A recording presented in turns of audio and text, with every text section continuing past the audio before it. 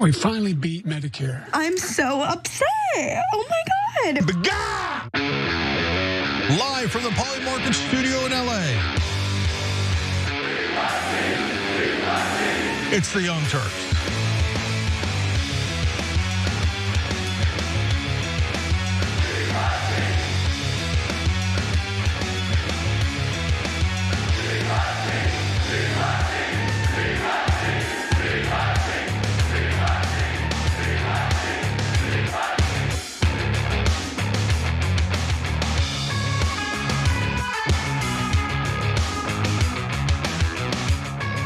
Yesterday was Thursday. Tomorrow's Saturday. That means today is Friday. And we must do what? Drop it.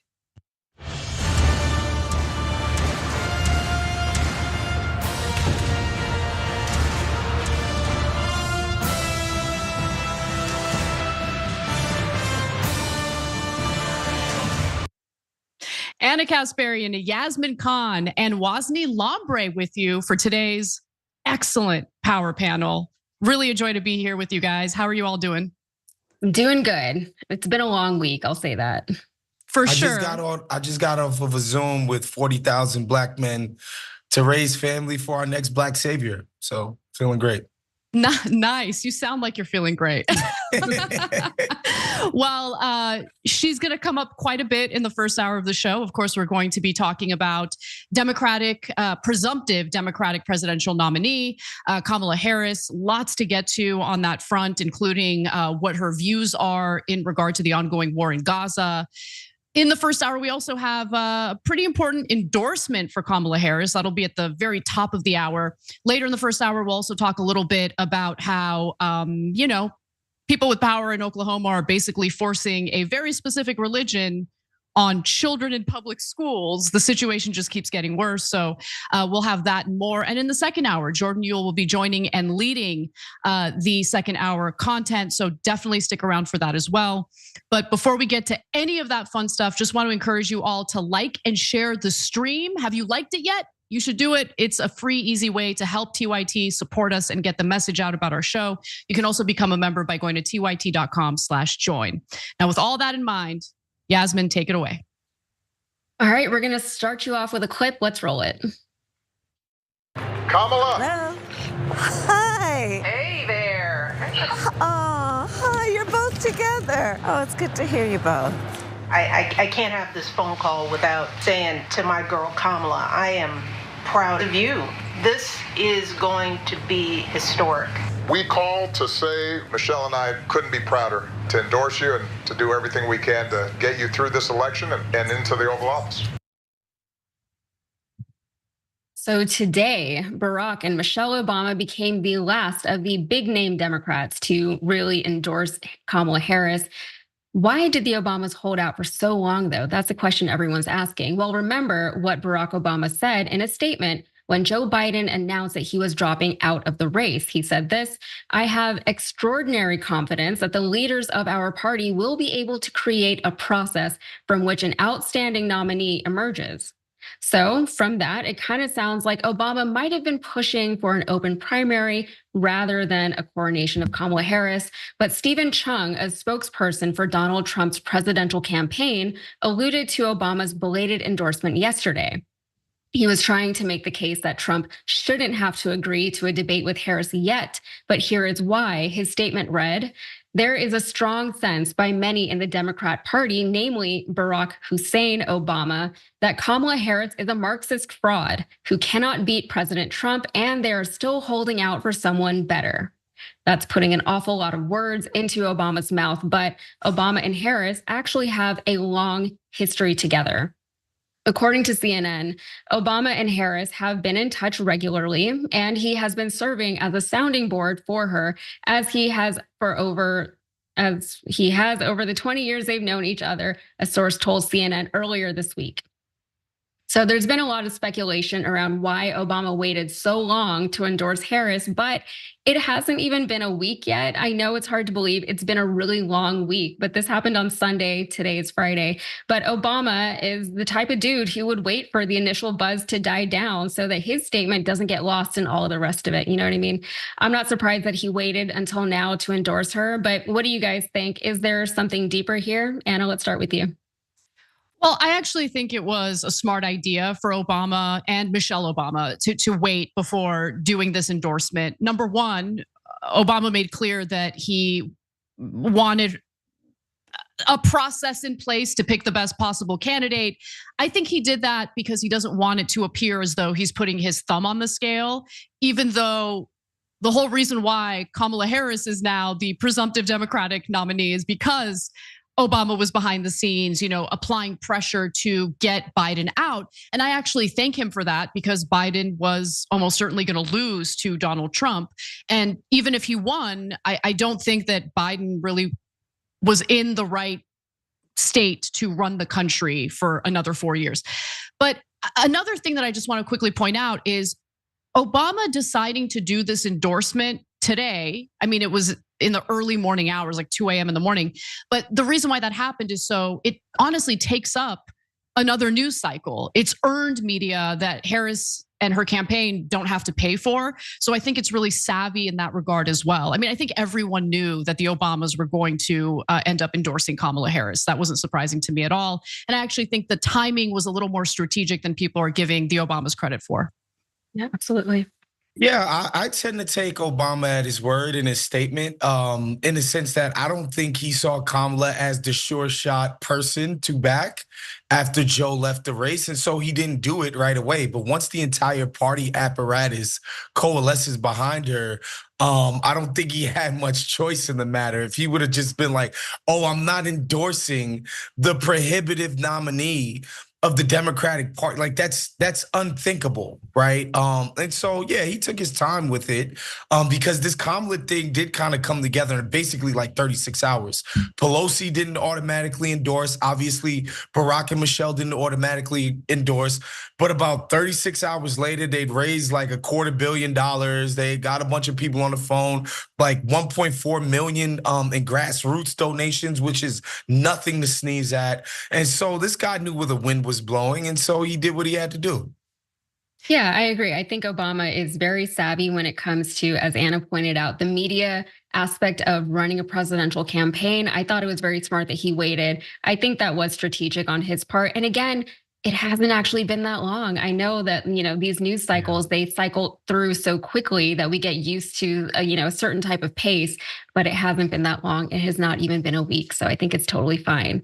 But speaking of Kamala Harris, I actually want to jump into our next story where we find out what her thoughts are on Gaza. Let's roll the tape.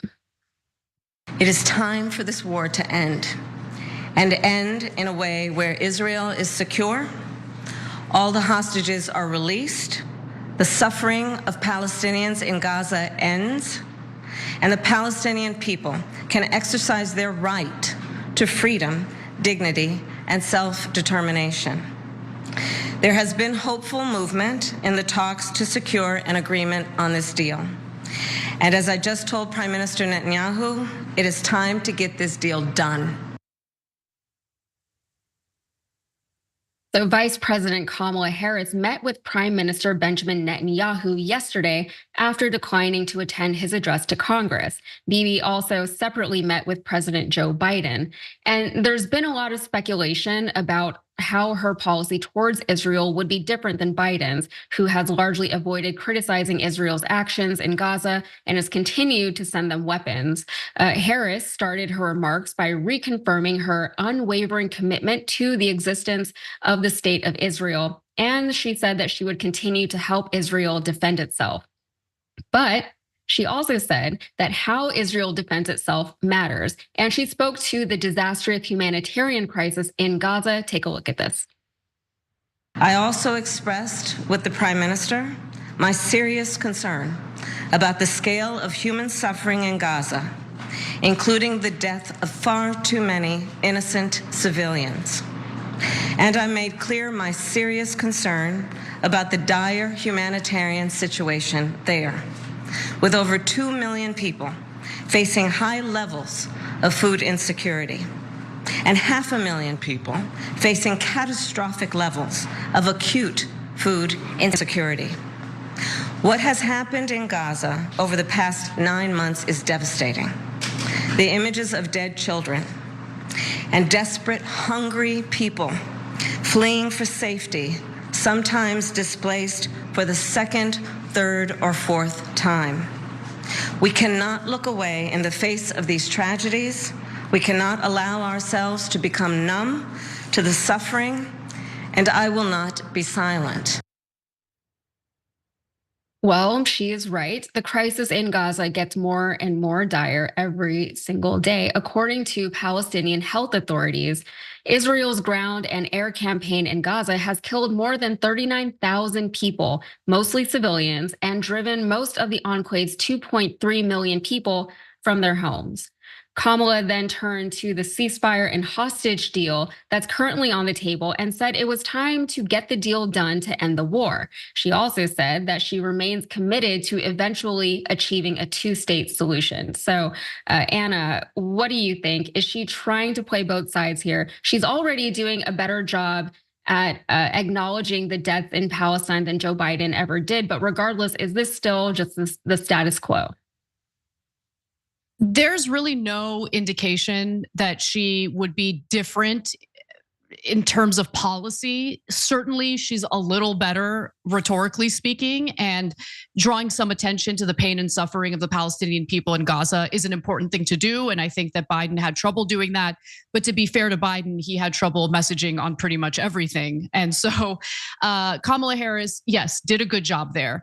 But when you look into the influences in her life, namely her husband, who is, very proud to declare himself a Zionist, which isn't necessarily a bad thing. I'm not saying that's indicative of someone who's going to be needlessly cruel to Palestinians, but his focus in every comment that he's made publicly since Kamala Harris became the presumptive nominee indicates to me that he's very much in favor of protecting Israel and doing so to the detriment of Palestinians. What gives me a little bit of hope is that apparently Kamala Harris's stepdaughter talks about the plight of Palestinians and brings that up during Seder, wants to change or influence US policy as it pertains to Israel and how they're prosecuting this war. I don't know how much influence her stepdaughter has on her, but there's one thing that I'll mention that I think is super important. And it's the influence of people like Anthony Blinken in the Biden administration that Kamala Harris is poised to get rid of. And that is a good sign. So Anthony Blinken is an individual who, after working for the Obama administration, founded a consulting firm called West Exec Consultants. And the way that this consulting firm is structured is they can literally have foreign clients without having to disclose that they have foreign clients, right? So they don't have to ever register as foreign agents. They don't have to disclose that they've worked with foreign clients. A former US ambassador to Israel was also part of this consulting firm. And I'm telling you all of this because I have no doubt in my mind that these are individuals who worked with Israel as one of their foreign clients. And I think that that's also one of the influences behind Avril Haines, who also worked at this consulting firm, coming out and alleging without a single shred of evidence that Iran is funding the pro-Palestinian protesters here in the United States. Kamala Harris getting rid of these individuals from her White House, should she, win the presidency, would be a major improvement in my mind. I mean, obviously it depends on who she replaces these individuals with, but I was concerned about the Anthony Blinkens and the Avril Haines as soon as Biden had nominated them for his administration. And so we'll see how this all plays out. But in terms of her rhetoric, obviously, she's very clear that she's unwavering in her support and commitment to Israel. And I think that rhetoric is damning because, okay, but what is the government made up of in Israel? If they're far-right extremists, you're gonna unwaveringly support the far-right extremists or extremist government of Israel? It doesn't make much sense to me. So we'll see what happens, but I have a little bit of hope, not much. What do you think, Walz? You guys will be shocked to learn that my enthusiasm for this Kamala Harris thing has done nothing but diminish as the day goes by. And honestly, watching that statement is just perfect. She is going to be a way better Democratic Party politician than Joe Biden. She's gonna say the right things. She's gonna look really polished in the process of doing it. But she's gonna do like nothing for anybody of substance. Like in all of that speech, at no point did she say she'd be willing to lift a finger to achieve said outcome. Right? Like she said, we want a ceasefire. We want the war to stop. We want to bring the hostages home, yada, yada, yada. At no point did she say, and we'd be willing to go here to see this. We'd be willing to stop with the weapons. We'd be willing to stop funding. We'd be willing to crack a whip on the Israeli government, who is allegedly our partners and our allies. We'd be willing to actually, wield some influence over them to achieve this end that I claim to want to see. That's the bad part, right? To me, she just said a whole bunch of nothing up there. The good thing is, yes, she said she's already leaked. She's gonna fire all of Biden's foreign policy people, which was very heartening. Another thing is, if you follow this foreign policy stuff even a little bit, you know that there are like sort of factions. Like none of these people in the foreign policy establishment are like us, who just want to end all of these wars and like focus on what's happening at home. But there is, if you want to use the word left part of that faction, right? Like the Ben Rhodeses, for instance, he was Obama's foreign policy guy. And right now, Kamala Harris's foreign policy advisor is somebody who comes from the Ben Rhodes side of thinking, right? These are the guys that were like, look, we're not trying to suck up to Saudi Arabia. We don't want to just let Israel dictate terms to us all day. And they got killed for 8 years because of this. Ben Rhodes famously coined the term the blob, right? Like in reference to, like all of these lobbyists and the foreign policy establishment in Washington. And so that's a nice thing to hear. But this statement, man, I don't know, man. It makes me feel like she's just gonna be the greatest Democrat ever. Talk, and do nothing for anybody. Yeah. I think it's also important to remember that she hasn't actually secured the nomination yet. So there is kind of a balancing act that she has to play. We'll see how, the difference between what her rhetoric is now prior to winning the nomination, prior to winning the presidency, if it comes to that in November, versus what she ends up doing with her cabinet and with her policies if and when she's elected. But unsurprisingly, she's already done a lot, right? Benjamin Netanyahu was reportedly very irked by Kamala Harris's public remarks following their meeting. Here is his excuse. This is reporting from Barak Ravid at Axios. He said, Israeli Prime Minister Benjamin Netanyahu was upset by Vice President Kamala Harris by her on-camera statements after their meeting and is concerned it will harm the negotiations over a Gaza hostage and ceasefire deal, an Israeli official said in a briefing with reporters. But it seems like the Israeli government is just upset that she called them out publicly. It goes on to say that the Israeli official said Netanyahu and his team were caught off guard by Harris's on-camera statement and taken aback by its tone, which they said sounded much more critical than Biden's. So it sounds like they got a little comfortable there. Yeah. Well, I'm sorry, I'm chomping at the bit. This guy is used to American politicians getting on their knees and filleting him before the American people. And he can't fathom that anyone would call out, she didn't even call it war crimes or anything like that. But he can't fathom anyone, any US politician talking about the plight and the suffering and the brutality that Palestinians have been experiencing, not just during this war, but for many, many decades now. And so I don't care how hurt his feelings are. And no one should believe for a second that Netanyahu has ever engaged in ceasefire negotiations in good faith. He has not. And there's literally nothing that Kamala Harris can do to offend him to a point where he would go from engaging in good faith to no longer engaging in good faith, because he never engaged in good faith to begin with. Okay, he doesn't want a ceasefire because a ceasefire would mean an end to the war, and an end to the war would mean getting prosecuted for the corruption charges he's facing. It would mean that the Israeli people who despise him, 72% according to polls, want him out. They would push him out of government.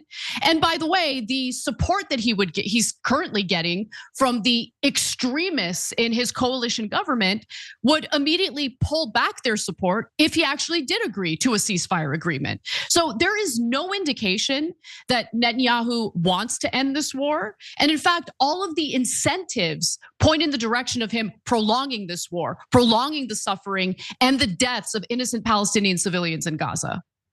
Yeah, it just becomes a matter of like, how much longer can we go? Because for the people living over there, every day is a nightmare. And this has been going on for months already. But to your point, Anna, one Israeli official did claim that Harris's statement after the meeting was much more critical than what she told Netanyahu in the meeting. And then the Israeli official said Netanyahu was upset about the fact that Harris spoke about the hostage and ceasefire deal as an end to the war, while Israel maintains its position that it will be able to resume the fighting after the deal is implemented. So Netanyahu was also angry that Harris criticized Israel for the humanitarian crisis in Gaza and for killing civilians.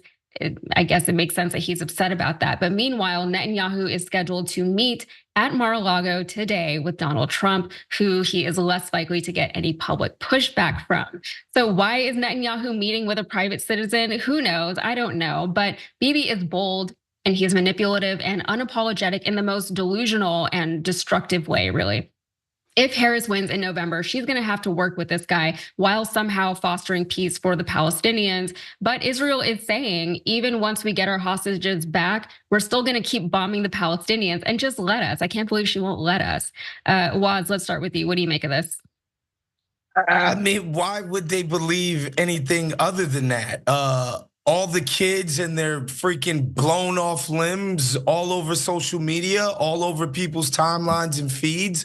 That didn't do it. They bombed the hell out of a refugee camp the other month. That didn't do it. They bombed the hell out of Jose Andres's, humanitarian aid trucks. They killed some Westerners in the process. That didn't do it. Like, no matter what they do, they keep getting aid and weaponry and support. So, like, why would he think that anything would come in the way of his objective to just keep finding stuff to bomb?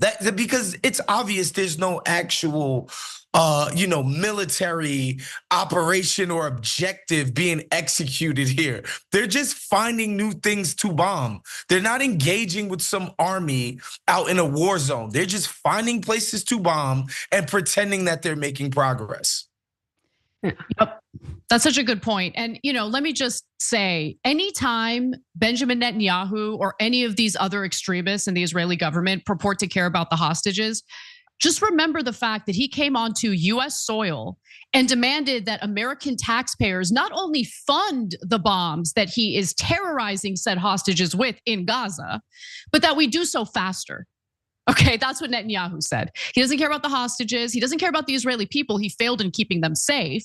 And he certainly doesn't care about the lives of the Palestinian children who are getting blown to smithereens thanks to his foreign policy and his actions in Gaza. He's a disgusting human being. He is not engaging in ceasefire negotiations in good faith. And as long as we allow for moneyed interests to have sway and influence over our politicians, nothing is going to change in regard to US policy toward Israel. That AIPAC money is super influential. Our politicians are absolute cowards. And that was on full display during that joint session of Congress as Netanyahu was giving that speech, standing up over and over again, clapping like trained seals toward a John Fetterman wore a suit. He wore a suit. He wore a suit. Yeah. He wore a suit to honor his Lord and Savior, Bibi Netanyahu. It was embarrassing, dude. It's such a disappointment. Yeah. Yep. All right. Well, let's wrap up the first segment. We got to go to break. But when we come back, we've got a lot more news to get to, including an insane story out of Oklahoma that will be sure to make its way to the Supreme Court. Don't miss that. We've got that and more coming up. We'll be right back.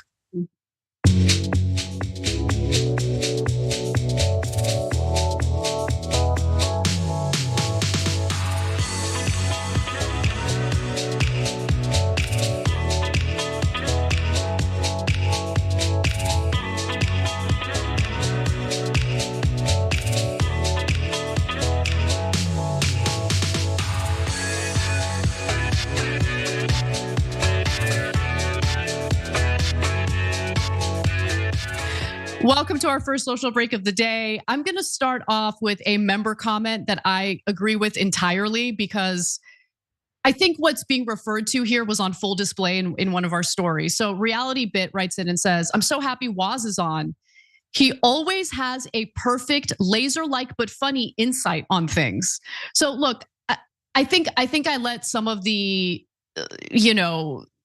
Democratic Party loyalists and hyper-partisans get in my head. They think I'm not being fair enough to Democrats. So when we're talking about Kamala Harris, I'm like, let me try to find like the possible silver linings, on Israel and all that. And then Walz comes in, he's like, no. Come on, man. We gotta be real about what's going on here. And I tried to let myself get swept up in the idea that Kamala Harris is a blank slate, meaning she has no ideology. She doesn't believe in anything. And this idea that vacuum could be filled with progressive thoughts and feelings. It's like, no, it's not.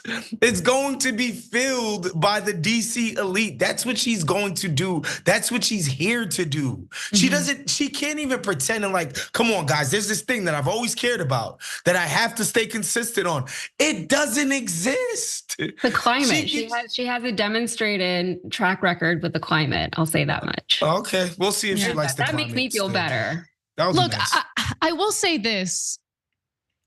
Look, there's politics and then there's policy. So please make that distinction as I make the comment I'm making right now, because this is not about policy. It's simply about political appeal and how she's running this campaign so far. She's doing a lot better than I expected, okay? I don't know what was going on when she was not the presumptive Democratic nominee. Her public appearances were honestly like, I was befuddled by them. And Don't come. But Walz, not only that, like, she just seemed out of it in a lot of her public appearances. Now though, laser focused, she looks strong, she looks confident, she looks competent. And I like that. Okay, now if we could just have that coupled with policies that would make the lives of working Americans better, then we're good, okay? But again, politically so far, she's running a campaign that I think is impressive, and you're seeing more and more enthusiasm, more and more support. The honeymoon hasn't faded yet. I know it will. It is, trust me. It will. Oh my God, if you follow any of these goddamn black PMC types, oh my God, they are going nuts on my social media. In favor? Black men, we gotta step up. We gotta step up. We gotta step up for the black queen, y'all. Yes. All right. Well, let me go to some more comments. We have LJ Wombology who says, chomping at the bit, Anna is jank today. Apparently. Apologies for that. Hopefully I keep myself under control. Trista writes in and says, Walz, the vice president cannot change the president's policy right now or draw distinctions at the current time. She is, after all, part of the Biden administration. Real quick. Okay, That's good fair. response. She shouldn't contradict him while she's still in his office. That's fair. That is fair, yeah. All right, let's get back to the show. We'll see you in just a few seconds.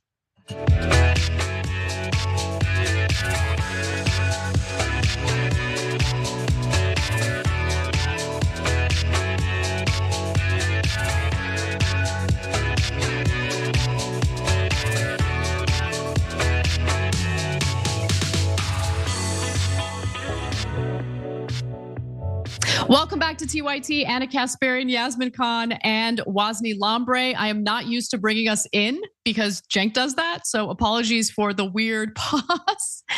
Anyway, Yasmin, what else is going on in the news today? Yeah, a lot. At the top of this, I'll say I hate this story, but let's roll the tape. I'm Bill Eigel. I'm running for governor to crack down on illegal immigration. Él es Bill Eigel y tomará medidas enérgicas contra la inmigración ilegal. Ay, caramba. Well, that incredibly, unbelievably racist campaign ad comes courtesy of Bill Eigel, Missouri state senator and the Republican gubernatorial candidate. And believe it or not, it actually gets worse than what we've already showed you. So stick around for that. I'm sure you all can't wait. But first, we have another bigoted Republican to hear from. This time, well, it's everyone's favorite bigot. It's United States Senator Tommy Tuberville. He was asked about Kamala Harris, and he decided to slander immigrants while criticizing her. He's multitasking. Take a look. We got no chance for somebody like Kamala Harris. She is even farther left than Joe Biden. I didn't think they could pick anybody any worse, but they did. Some of the people up here are starting to jump on the ship, but that makes no difference. You know, the American people have seen what's happened, and they've had to live what's happening. Larry, that's the main thing. They've had to live through this sorry economy that we're going through, the open borders that Kamala Harris herself has been in charge of. I mean, how can you put somebody in charge of a situation where you let 15, possibly even 20 million people come into our countries? Now, some of these people are good, but most of them are garbage. They come from jails and prisons from other countries, and they've known that, and we're going to live in very tough times in the years to come because of a lot of these people that have come in here with different agendas other than living in the great country that we live in now. Okay, in case you missed it, let's play that one more time. Let's listen to this. Some of these people are good, but most of them are garbage. Yep, that's what he said. This story, it actually makes my ears hot, which doesn't happen very often, but garbage. He said that they're garbage. People coming into the United States after many, and most of them are looking for better economic opportunity for themselves and for their families, or they're trying to escape violence and persecution. They are garbage, according to a sitting US senator.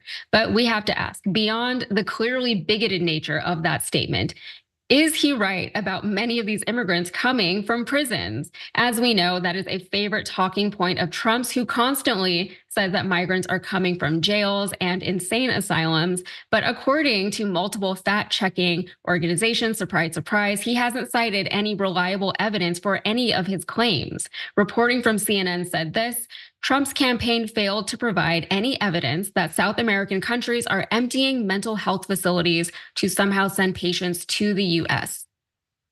CNN then reached out to a pro-Trump super PAC asking for evidence for Trump's mental institution story, but a spokesperson just did not respond. CNN said that they next turned to two groups that advocate for reduced immigration, the Center for Immigration Studies and the Federation for American Immigration Reform, which would be good candidates to be aware of any such evidence. They said they hadn't seen anything that would corroborate Trump's claims.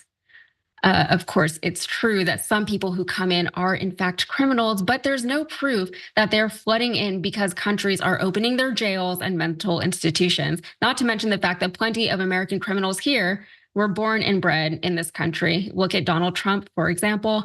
But none of that has stopped Republicans from spreading hate about immigrants, which brings us back to our other lovely fellow, Bill Eigel. Here is the rest of his ad. I'm Bill Eigel. I'm running for governor to crack down on illegal immigration.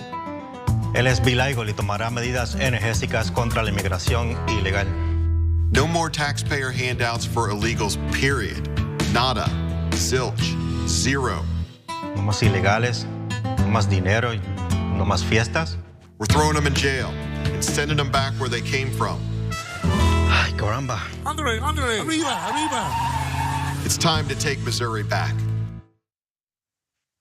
He's sending them back to the jails where they came from. I'm almost at a loss for words with all of this. Some of the best people that I know personally are immigrants, including my parents. And for the majority of the immigrants that I personally know, and I know a lot of them, they didn't come here to commit crimes. They came here to get educated and they came here to work, and that is what they did. Some of them suck, sure, but a lot of Americans suck too. But you all know that. Everyone watching the show knows that. The people who don't know that are the people who are watching guys like Tuberville on Fox News. I will never understand racism or xenophobia. I'll never understand how someone can think that they're better than literally anyone just because they look a certain way or because, they were born on one side of some imaginary line. But I know people, I live in Texas, right? I know people who watch Fox News, and I know that they are very antagonistic towards immigrants, whether they're legal or illegal. They will tell you that it's just the illegal ones that they have a problem with. But the truth is they have no way of knowing who's legal and who isn't, and they will always assume the latter. And they have to assume because they don't actually interact with very many immigrants in their daily lives. So it's easy for people to be fearful of the unknown, of what's out there, and they don't go out there. They sit at home and they watch Fox News and they pretend to know something about the world when they know nothing. Okay, so Walz, you talk now. What do you think? I think the three of us on this call all have immigrant parentage. So obviously we're biased towards liking immigrants. That goes without saying. But look, the Tommy Tuberville thing, that's just hardcore racism, damn near Klan speak. There's no other way to put it. That Missouri gubernatorial candidate, he put a lighthearted spin on his racism, but it was racism nonetheless. And what I will say is that the immigration thing, they're not speaking to anything like factual. I feel like that's a big feelings topic. People just have a general feeling that there are folks coming here and getting over and taking advantage. And there are people who are already here who aren't getting what they need, and resources are being drained by people who didn't wait their turn to come. And again, I will say this, I don't agree with immigration hawks, but I don't think you have to be as foaming at the mouth with racism as Tommy Tuberville in order to see, the illegal immigration situation as a problem. In fact, a lot of immigrants in this country see the illegal immigration situation that's going on right now as an issue, right? And I think the Democrats need to improve their messaging on said issue. But what I will never get tired of saying it, and I will say it every single time, these people are coming from places that have been directly and adversely impacted by U.S. policy. They are the victims of horrible regimes, horrible U.S.-backed policies that have made life in places like Guatemala unlivable for some. And so for them to come to America after we've ruined the place where they live, because don't make no mistake about it, these places in what we call the global South, Central America, South America, unless it's like Brazil or even like Argentina, they don't really have much sovereignty. If the US comes up there and says, we want you to do X, Y, and Z, that's what happens. A lot of people are gonna say, they have autonomy, like you're taking away their agency. No, the US dictates terms to these smaller countries. And when our policy ruins these folks' lives, we can't then have them come up here trying to find a better life and turn them away. Like that can't be our policy. And believe me, anybody who's turning up their nose at these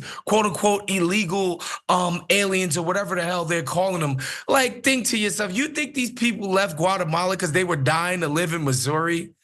Are you freaking kidding me? Are you out of your mind? That's insane, dude. Oh my God, Walz, you're amazing. Okay, man, I have a lot of thoughts. I agree with pretty much everything you said. And, Republicans who spew that kind of vile rhetoric seem to get a rise out of triggering the left. So I'm not going to give them the satisfaction of offending me, even though their rhetoric is gross. But I do want to focus on the actual policy and something that you touched on, Walz, which is the way Americans feel, like what the vibes are in regard to illegal immigration, right? And so first, let me just note that there was a successful effort to get a bipartisan bill crafted in the Senate to reform immigration. And honestly, it was more a giveaway to what Republicans have been wanting for many decades in regard to immigration policy. And I love that they're literally campaigning on immigration when the Republican Party squashed that bill to essentially give them something to campaign on, right? Like they're one-trick ponies, and they love to, really focus on this particular issue because, there's a fear-mongering element, yes, but at the same time, I think it would be a mistake to assume that there aren't actual tangible consequences to certain communities that have been seeing an influx of asylum seekers come into their cities, right? So I've been talking a little bit about this because I'm worried about it. Like I want Democrats to have a good solution to it, because if they don't have a good solution to it, well, then you actually create a situation in which these anti-immigrant ideologues seem to have a leg to stand on. It gives them credibility and merit when I don't think they have much credibility or merit at all, right? We do have a broken immigration system. We do need to reform it. We need a pathway to citizenship. We need to bring back protections for DACA recipients.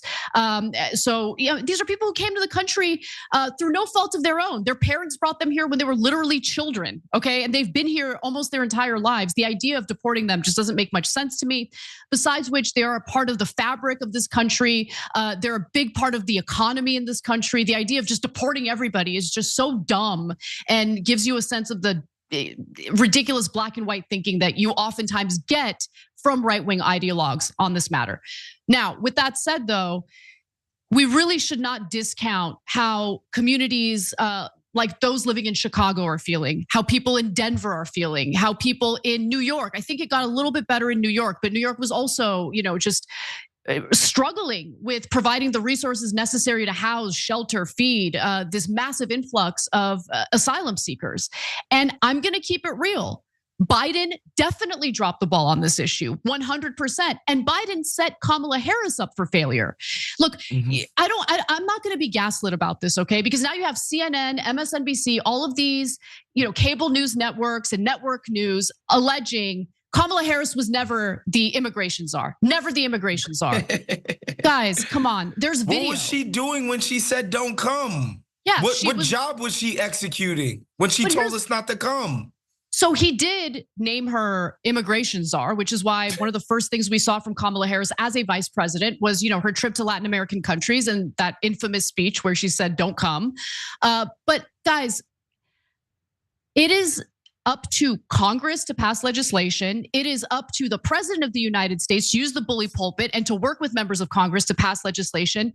Are we really gonna pretend like the vice president really has any power at all? I mean, maybe the vice president behind the scenes has some sway, but in terms of actual raw power, the VP is really mostly a ceremonial role and an individual who would break a tie in the Senate, should there be one, and an individual who would have to step up to the plate if something actually happened to the president, he could no longer be the president. And so again, naming her immigration czar was really stupid on Biden's behalf. It did set her up for failure. And I don't think the right approach is to gaslight the American people and pretend like she wasn't named the immigration czar. She was. And what I would do if I were Kamala Harris is immediately talk about what you would do on this issue, right? What you were unable to do as VP because of what the position actually means, but what you envision for the future should you be given the honor by the American people to serve this country as president of the United States. Yeah, I think that transparency would go a long way too, right? If she would just kind of take off the blinders to, bring down the veil a little bit and just say, this is what I was able to do. As far as vice presidents go in this country, you can either go one of two routes. You can be like a Mike Pence or you can be a Dick Cheney.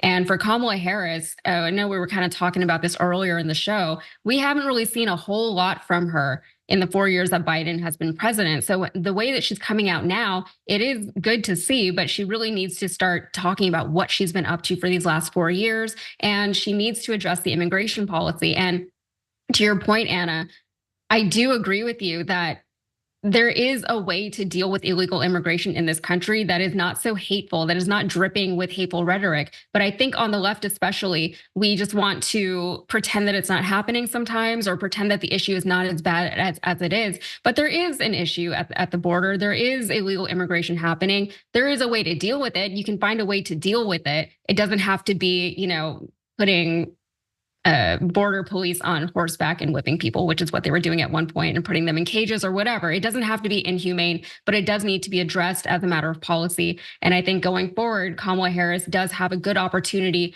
to address all of this and hopefully do better than Biden did. So yeah. Just don't run away from the issue.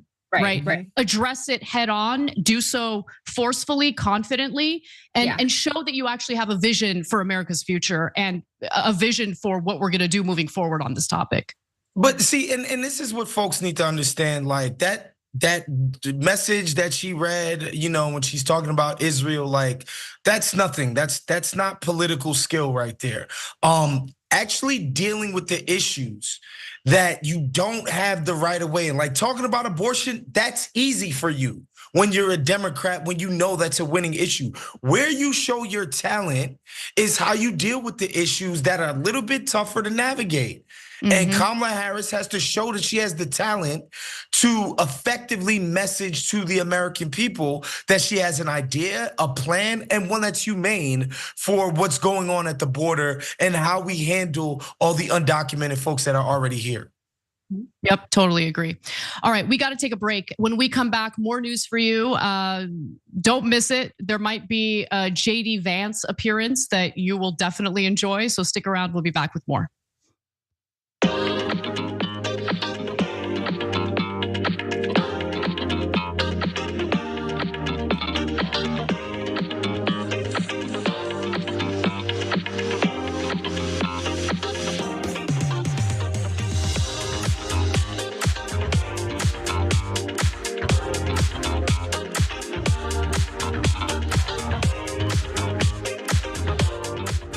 Special thanks to Christina Elisa Brown for the super chat. V Kitty Dub writes in and says, "We beat Medicare. Happy Friday, TYT."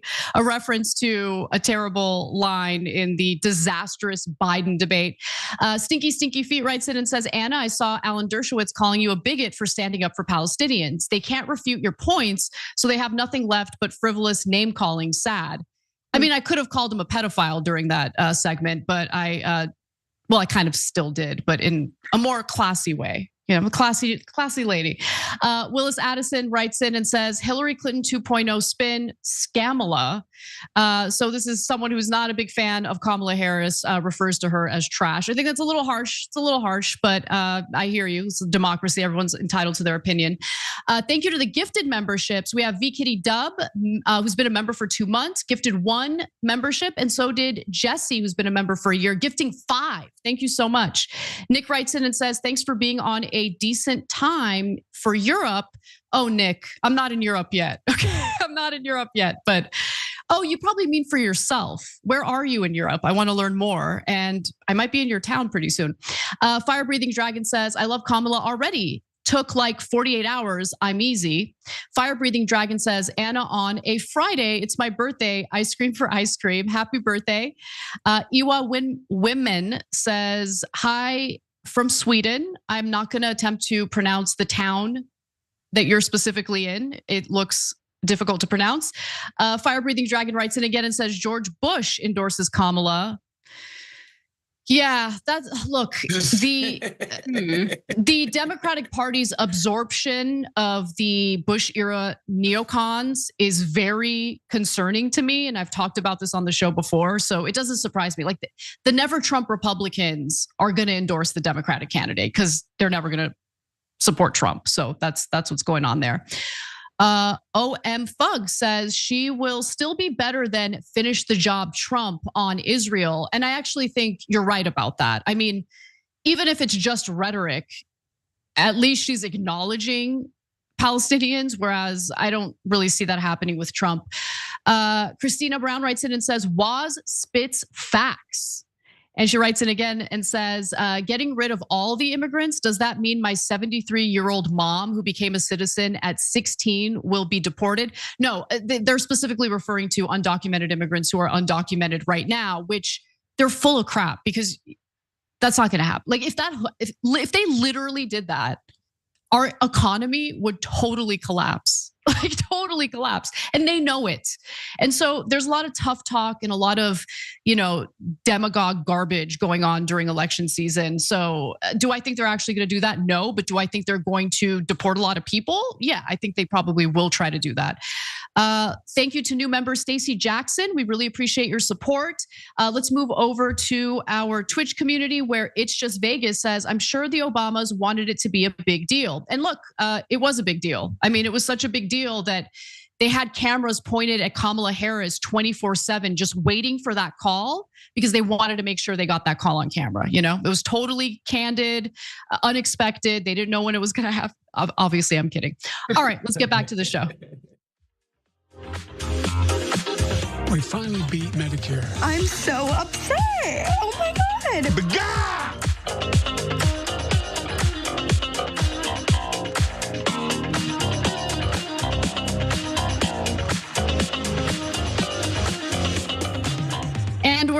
on TYT. Anna Kasparian, Yasmin Khan, and Wasni Lambre.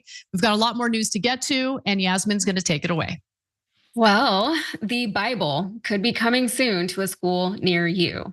How exciting. In Oklahoma, State Superintendent Ryan Walters has mandated that schools teach the Bible from grades 5 through 12, and he promises to crack down on rogue districts that aren't doing as they're told. So here's what he wants to actually happen. Each teacher is to be given a physical copy of the Bible, the U.S. Constitution, the Declaration of Independence, and of course, the 10 Commandments. The Bible is to be integrated within the curriculums of several different subjects, discussing its historical context, its literary significance, and its influence in the arts.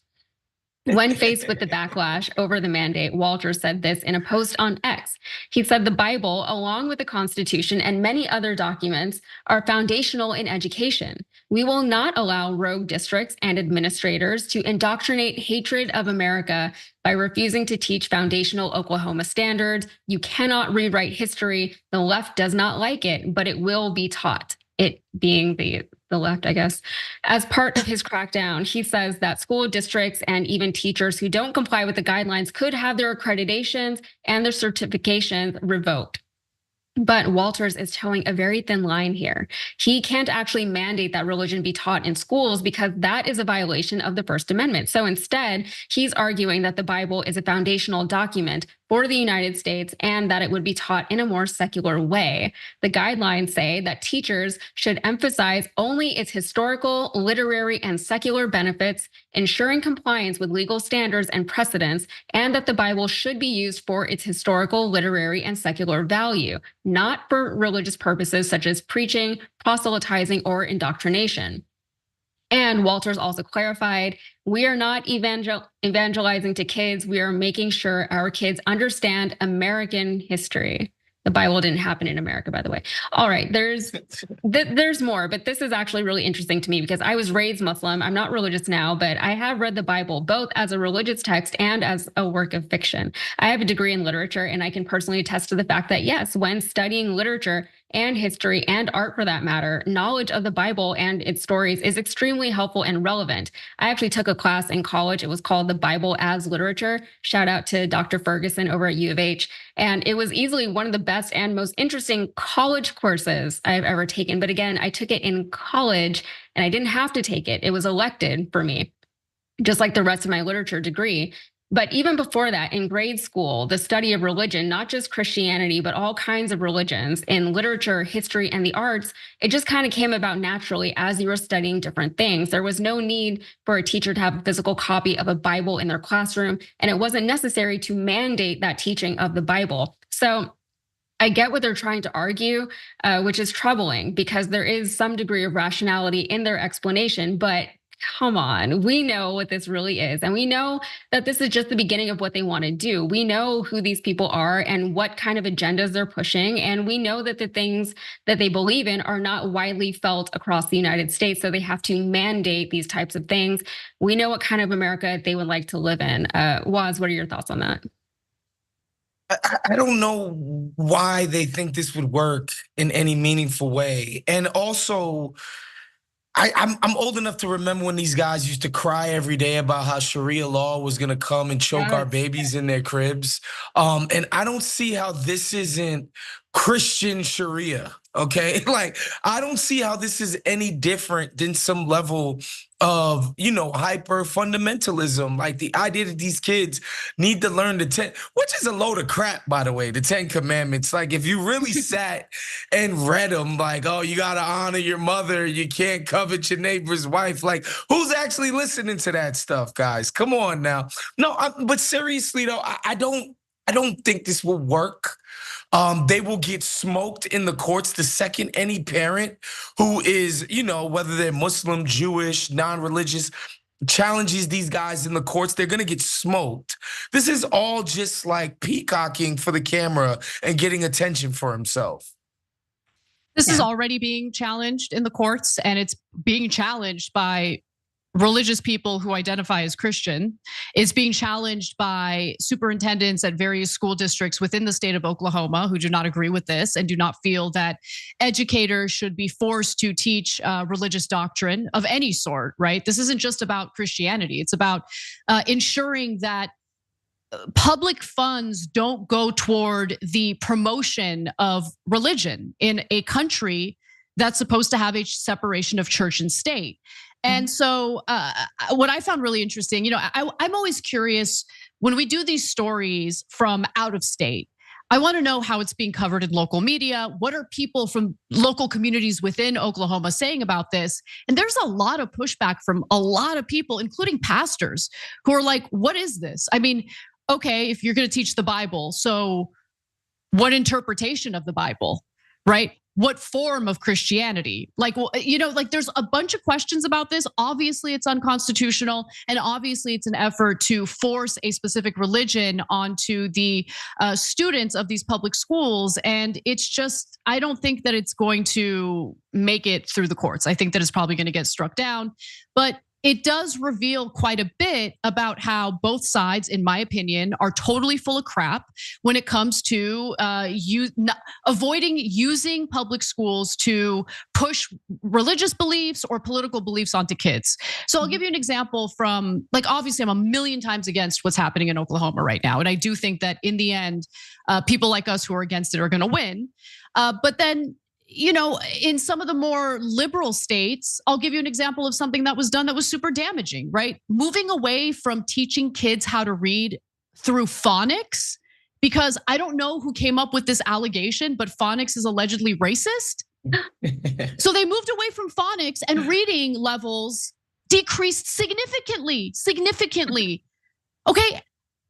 These are the schools JD Vance was talking about that banned Mountain Dew. Like these are the same schools. No, but in all seriousness, right? Like what I really want to emphasize here is that we got to get back to a place where we teach our kids what they need to learn to thrive and to succeed in life. Okay, we got to teach them the basics. Yes, math, English, all that.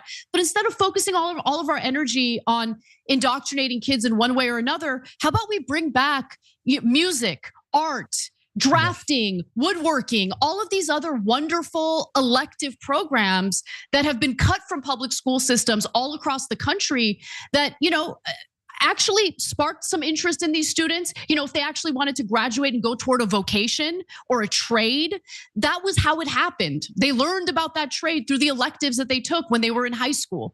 Those are being cut left and right. They've been cut left and right. And so I want to go back to just, again, equipping these kids with what they need to thrive in life. And I get so disgusted by these efforts to indoctrinate them. And right now, the right is certainly laser focused on things like voucher programs to pull money out of the public school systems and into private schools that typically tend to be religious private schools.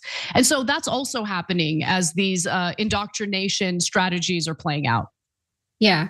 So to your point, as far as, what the people in Oklahoma feel about this, there is a lot of pushback in Oklahoma itself. And despite what Walters and others like him claim, the real goal here is painfully obvious. It is to shoehorn religious teachings into the secular public education system. Stacy Woolley, the president of the Tulsa School Board, is vocally and publicly against the state mandate, saying that the focus on teaching the Bible as history or literature and not as religion is disingenuous, which is what we've been saying.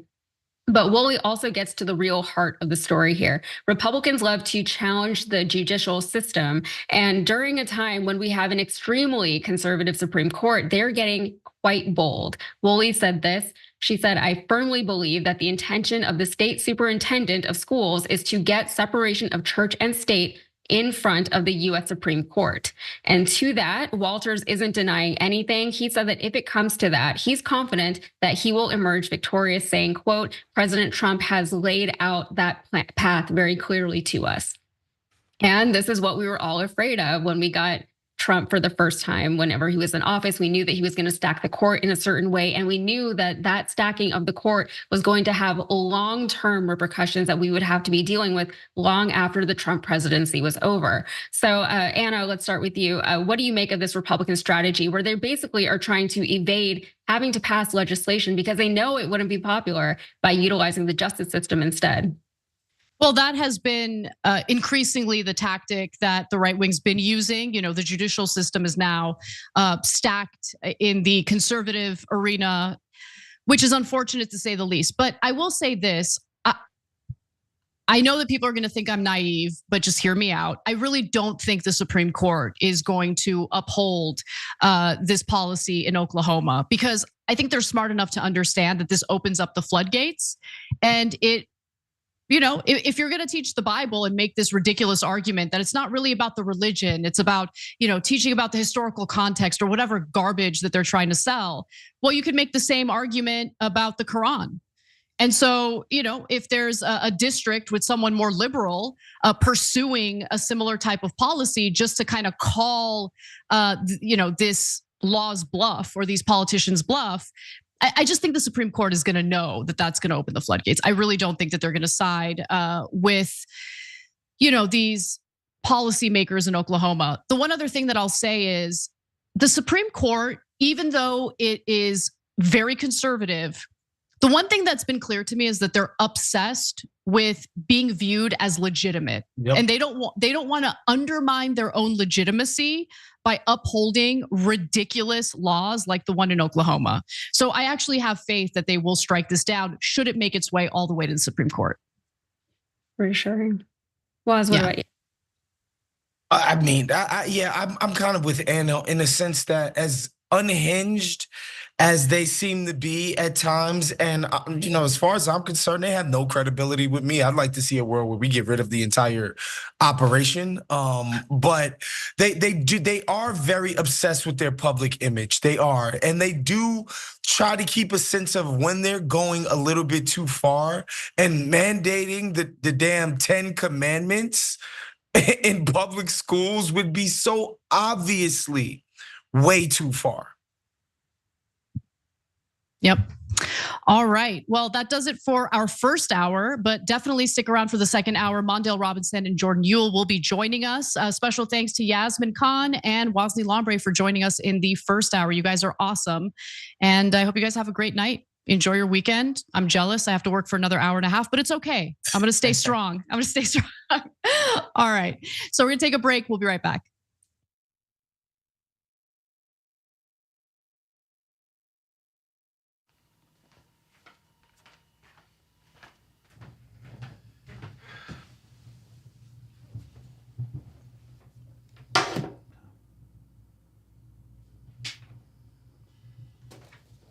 Welcome to the Damage Report. I'm John Idarola. This is gonna be a big one. Meanwhile, in the Arctic, you know where this is going. You watch the Damage Report, the Arctic's on fire. Obviously, why would we be talking about the Arctic except to tell you that it's melting once again? The Republicans aren't that interested in it. I wonder why. Lift out of poverty up to 3.7 million people, including an estimated 1.3 million children.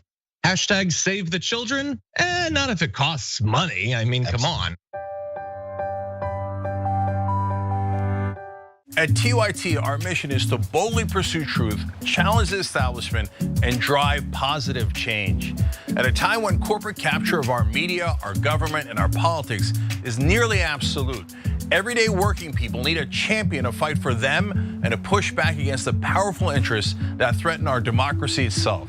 At TYT, we're proudly progressive and call out corruption and duplicity wherever we see it, from Republicans, Democrats, or anyone else. And unlike mainstream news media outlets, we're not beholden to corporate advertisers, to defense contractors, to Wall Street, or to Big Pharma.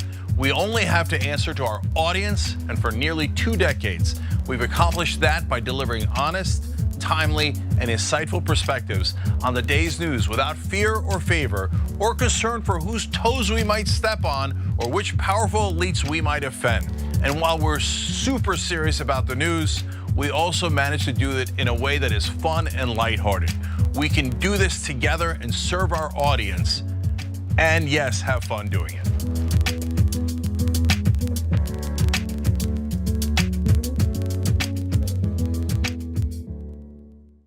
Indisputable is still the fastest growing news show in America compared to CNN, Fox News, and 30 other networks. We tell the truth on Indisputable because the truth is indisputable. We go places that other news media outlets refuse to go. When there were human rights abuses happening at the Victorville prison, guards and members of the community contacted us. You, through your investigative reporting, unearthed very troubling allegations about specific forms of abuse and discrimination in the federal prison system. It really doesn't take much to be a trusted voice. All it takes is to be fearless, report on matters, be an advocate. I called it the bullpen intentionally because it's a place of preparation. We present individuals who may have an opposing view, so we debate. Sometimes we interview individuals because their stories deserve to be heard. A survivor of significant police misconduct and his attorney. We covered this story earlier, and to remind you of the horror of one man being shot at damn near 100 times by the police. We take time on this show to showcase the temper tantrums of Karens in the wild. We do this not because we want to see people's emotional outbursts in public, but because these incidents are emblematic of a bigger societal issue taking place across the nation, and it has to be checked. My friend, my big homie, attorney at law, Benjamin Crump. I just want to thank you, man. Educated, articulate brothers like yourself speak truth to power. It makes a great difference in changing the landscape in America. So listen, no matter what you do, don't allow the politics of ideology to evaporate the soul that still exists inside of you. They don't stop, I don't stop. Racism won't stop, I won't stop. Systemic bias won't stop, I won't stop. People still need health care, so I won't stop. People still need criminal justice systems reform, so I won't stop. You won't stop either.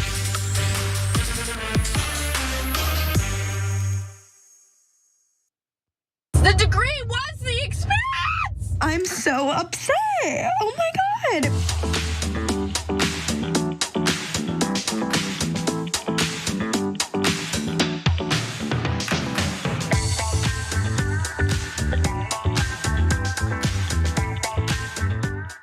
New panel, who this? Drop it.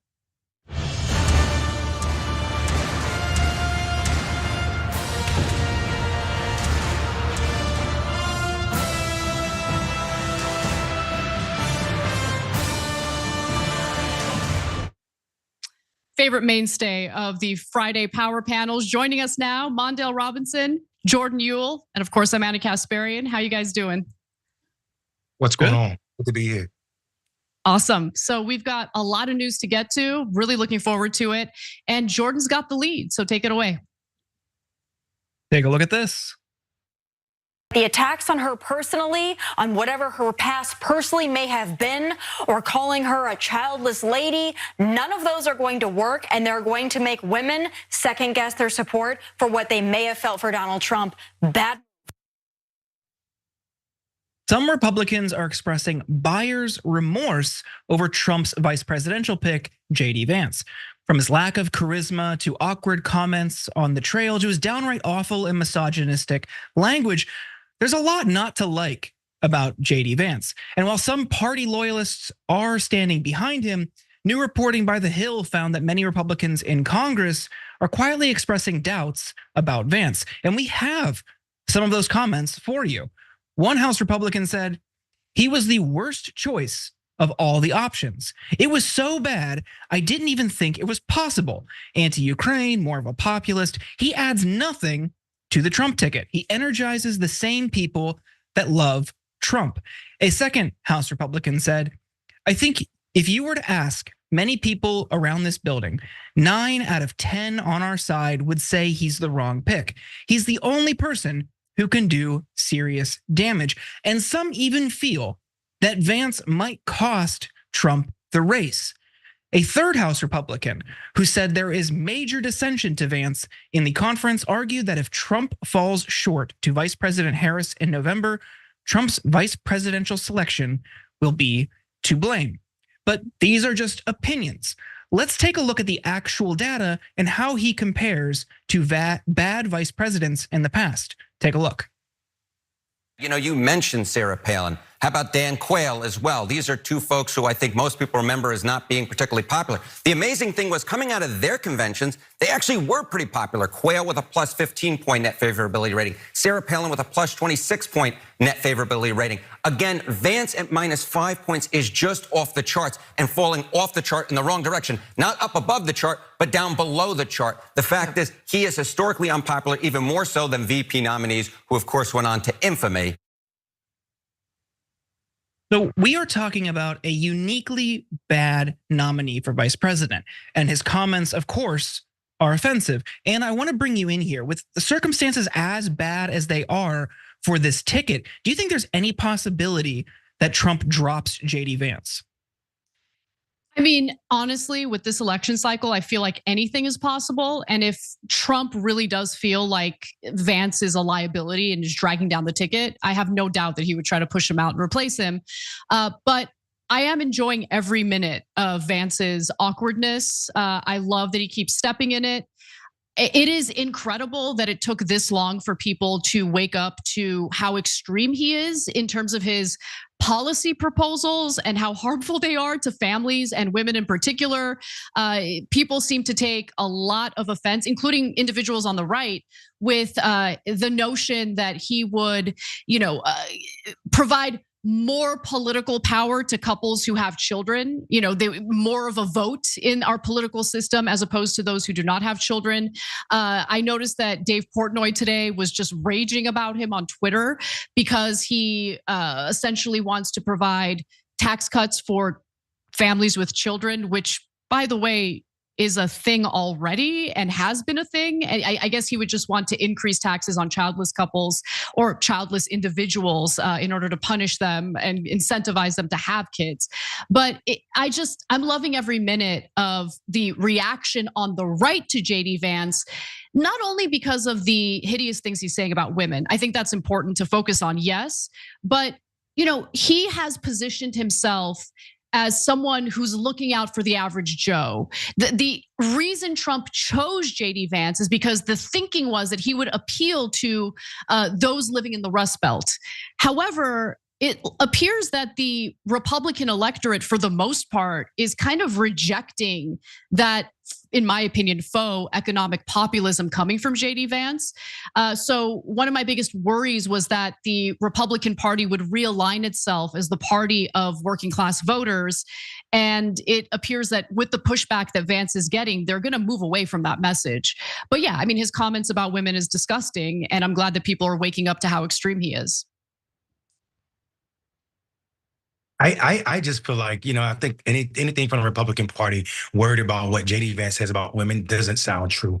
I mean, Donald Trump's your nominee. Let's be serious. What can be more harmful than having Donald Trump, the president who actually is responsible for ending Roe v. Wade, at the top of your ticket? And do I think he would get rid of Vance? Absolutely. Donald Trump actually is, it seems like he's setting up the apprentice, the vice president version of The Apprentice right now. He absolutely would love the idea that he could fire somebody and create noise and tell people that JD Vance was never his pick. It was somebody else, like his son or whoever he could throw under the bus, and how he never liked the guy, etc. I don't think Trump is looking for someone that can bring out the middle of America or any demographic for that matter. Trump is looking for someone that he could see that is weak enough to follow everything he tells them to do. And JD Vance checks those boxes the way he roll over on issues. You see, he has no spine. So he's perfect for the Trump camp, the coat. Here's what's amazing to me though. The idea that a party that has no platform is worried about what JD Vance is gonna do as it pertains to causing Trump the election. Trump's gonna cause Trump the election. Trump is extremely, when it comes to elections, the worst person to pick. He won one election. And every election after that, they lost. If Trump endorses you as a Republican, it's damn sure almost nearly a fact that you're gonna lose your election. It's the worst thing to do to be associated with Trump in this political climate. And people don't wanna acknowledge that. And then you have to measure on top of that, all of the new people that have been introduced to our electorate and those that have been removed. So many baby boomers since Trump first came on the political scene are no longer voting because they are unalive. And then there are so many new Zers that are eligible to vote since Trump came on the scene, and I think people aren't counting it into the math. Trump is going to be the reason he loses, not JD Vance. So let's explore that. I think, Anna, your point was a good one. We're in a very weird circumstance. We're in a very weird election and cycle. So what would it look like if Trump actually did replace JD Vance? So each party has their own rules, and under Rule 9 of the Republican National Committee explains how it fills a vice presidential vacancy, which may occur as the result of death, declination, or otherwise. The rule also allows the party to reconvene its national convention if it chooses to move ahead with a vote of the smaller group of Republican National Committee members who would determine Vance's replacement. But if they do shake things up, they would need to do so quickly, because early voting starts in 4 states in late September, and 9 more begin in the first 10 days of October. So this is a very tight timeline if they do want to shake things up. And let's say hypothetically they do. Anna, they didn't really balance the ticket here. Who do you think they would look to fill Vance's spot? Honestly, I'm not sure. There's a lot of talk about how Burgum would have been a much better pick. He seems more stable and he's definitely calmer than Trump. I don't know how much weight I would put behind those arguments. What I do know is that, if Trump, what's clear is that Trump wants to run away from the abortion issue. To your point, Mondale, you're absolutely right about that. The reversal of Roe definitely cost Republicans politically, which is why Trump is going out of his way to moderate his messaging on reproductive rights. He's doing what he can to separate himself from Project 25, which was published by the Heritage Foundation. He's really trying to present himself as like more of a moderate figure. And he's doing that at a time when he chose a VP who is extreme on his issues as it pertains to reproductive rights. So he would have to pick someone who's willing to go with the flow in regard to like a moderate message on these social issues and reproductive issues. So I don't know who he would pick, but I'm enjoying the show for now. And I'm definitely enjoying the couch memes. The couch memes have actually kept me alive this week. Yeah, the couch memes are unmatched. I told Jordan in the green room that the only people that are gonna cancel JD Vance because of the couch would be like Rent-A-Center or one of the furniture companies. So here's what I would say. I think Anna's on to something when it comes to like not having a clue who Trump will replace him with and what they would be obligated to do. I do know that beyond having to moderate your thoughts on abortion as a Republican, you would also have to be blind. You have to have blind loyalty to Trump, and that's a small circle, especially when Trump started thinking about the people that he sees as opponents and people that he don't like, unless he wants to look like a hypocrite. And we know Trump really don't mind him looking like a hypocrite. So he has a good friend that is a TV personality that's never real. And Anthony Hopkins is not his good friend, but the character he played is his good friend. He talks about him at every rally, so maybe he'll pick him. Yeah, the one other thing I have to say, because I can't emphasize how much I love this story and how I really do feel like this is good news for the future of the country, because JD Vance, when we were at the Republican National Convention, JD Vance was really thought of as the future like replica of Donald Trump. And I didn't know if that was true. Obviously, like I haven't seen him speak at length as JD Vance has in recent days. And I was worried about that because obviously you have a Republican Party who's thinking, okay, how do we prolong the Trump era? Who's the next version of Donald Trump? And it's very clear that it's not JD Vance. Like he's very awkward. He's not a good public speaker. He tries to crack jokes, they fall flat. A lot of Jeb Bush, please clap energy going on. And I love to see it. I think we all needed that. I think we all needed what we've been experiencing this week. Even if I have some issues with Kamala Harris's record and some worries about how she's gonna respond to the war in Gaza, I will say this, it's amazing to see her out there in the public, super confident, composed, competent. Like, I love to see that. And I also love that she keeps clowning Trump rather than coming out to talk about how offended she is about Trump. Because mocking and clowning, I think, is more effective than constantly talking about how offended you are. And so I'm impressed with how the campaign is going so far, and I hope it continues. I get that we might just be in a honeymoon phase right now, but that doesn't even matter to me. What matters to me is how she conducts herself when she's out in the public. And she gives this I'm a leader energy while the Republican Party right now is flailing. They were totally caught flat-footed. They don't know how to respond. And so they're like tripping over themselves with all sorts of like gross misogynistic statements that's turning conservative female voters off. So I love to see it. Yeah, I think on the JD Vance performance point, he has no juice. He doesn't have the same type of personality or aura even on stage or in crowds like Trump does. Like Trump rambles for sure. He's nonsensical and he's downright evil and corrupt, but he is a performer. JD Vance doesn't have that. Maybe that'll come with time. We have seen an interesting evolution and development. I mean, the Kamala Harris you just described, Anna, seems very different than the Kamala Harris of the 2020 primary. She's come a long way in a few years. I would hope JD Vance is not in the spotlight long enough to also grow if this is who they're trying to mold him to be. But this shows the error in this approach for the Trump campaign in building this ticket. He wanted somebody that was going to be loyal to him. He wanted somebody that's like an acolyte or an aspiring acolyte, despite past comments saying he's a terrible person and he's terrible for the country, and of course all of his other radical stances.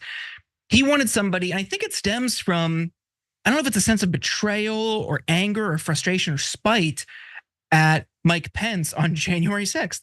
I mean, he was so convinced that Mike Pence could just change the outcome of the election, and that he wasn't willing to do it, of course, led to a rift between them, led to Pence just totally dismissing him. He doesn't want a moderate who could potentially be in that situation again, or could potentially break from Trump on what Trump sees as a key issue. He wants someone that's going to be with him 100%, and electorally that doesn't make sense. That's why you see, as frustrating as it is from a progressive or a leftist standpoint, you see some of the names thrown around for Kamala's VP pick. And it's like, oh, that person's Pete Buttigieg, no thanks. But they're thinking about how they can build the biggest and potentially a winning coalition, and Trump's team just didn't do that. That's an excellent point.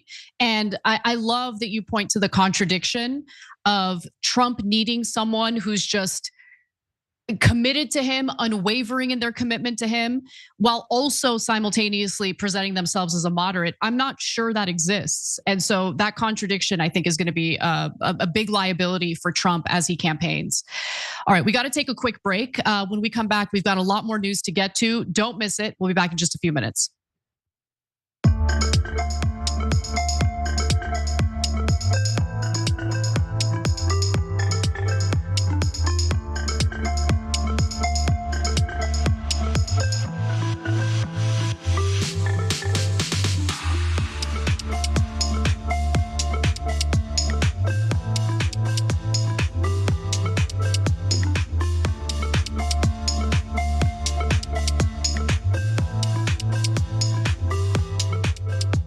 Welcome back to our social break. A bunch of comments from the first hour of the show that I unfortunately didn't have time to get to. Let me get to some of them now. A lot of people are surprised that I'm hosting today. I'm here. Wong Jun says, drop it like my jaw. And on a Friday power panel, what? Sometimes it happens. Sometimes it happens. Funkin' for Fun says wallpaper duel, reference to Yasmin's beautiful wallpaper. I'm also a wallpaper fan, obviously. Zapod Beetlebrox says, Harris a Marxist. Do Republicans own dictionaries? I know that was one of the funniest things anyone could accuse Kamala Harris of being. She's not a Marxist. Her father actually it was a Marxist and was a professor, but she is not in any way a Marxist. So anyone who claims that she is ridiculous. Yosef writes in and says, I think Harris can be pressured when she becomes a president. Maybe.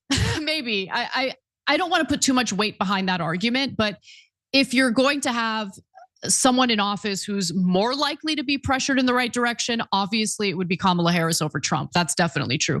Uriah Heep says, when Tommy speaks, the universe loses 50 IQ points. I'm rounding up. That's a reference to Tommy Tuberville's disgusting statements about immigrants. Let's go over to our super chat section where we've got the Transcendental Man, who's been a member for 2 months. This is an attempt to legitimize the state of Israel as it points to historical facts and brainwash Americans with Zionist propaganda. I think that was a reference to Oklahoma forcing students to learn the Bible. I don't really think that's what it's about. I actually think it's really about indoctrinating children with Christian religion, which is not rare to see in red states. It's just that Oklahoma went much further than other states were willing to, and I have no doubt that'll be struck down in the courts. Let's go to KRTT, who says, thank you guys for your hard work. Thank you so much for watching. Thank you for your support. And thank you to our new members. Let's see, I just lost my place. That includes Jesse, who's been a member for 1 year and gifted 5 memberships. Tony's channel, new member, also gifted a membership. Andre writes in and says, Oklahoma tried it multiple times and the amount of boycotts from companies and truckers that happened made them get rid of that law. I think something similar will happen, maybe not with companies boycotting, but certainly with various leaders of school districts within Oklahoma who are already planning challenges in the courts. Patricia writes in and says, another racist ad from a Republican, what a surprise. I mean, they really just have like 1 or 2 strategies that they seem to like to lean into over and over again. And so I'm really happy to see that it's not working. Josh M says, I'm starting to think that this is a distraction to pull away attention from their other horrible stances on issues. What do you guys think? I'm sorry, but I'm not entirely sure what you're referring to. I'm gonna assume that maybe it has to do with the story we just covered about JD Vance. No, I don't think that this is intentionally done as a distraction. I think that, reproductive rights is a big issue. It's what totally destroyed the Republicans in pursuing their red wave in the midterms. And they're really struggling by just, they're not able to kind of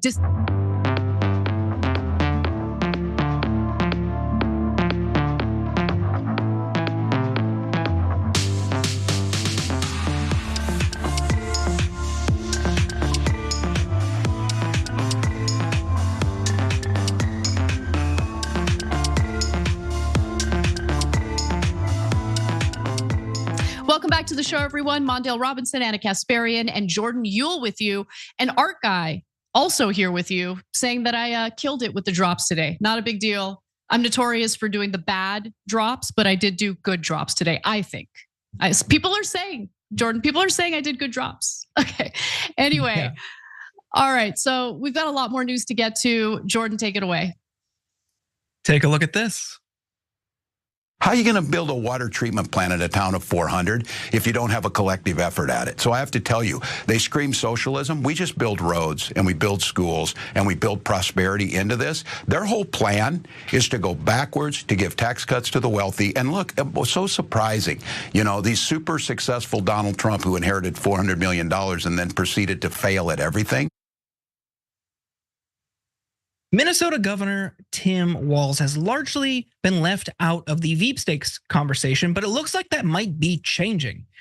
He's been taking it to Republicans in media appearances and without actually saying it, making a pretty clear case he'd be interested in being Kamala Harris's vice president. Take a look. Name obviously has come up as a possible running mate for VP Harris.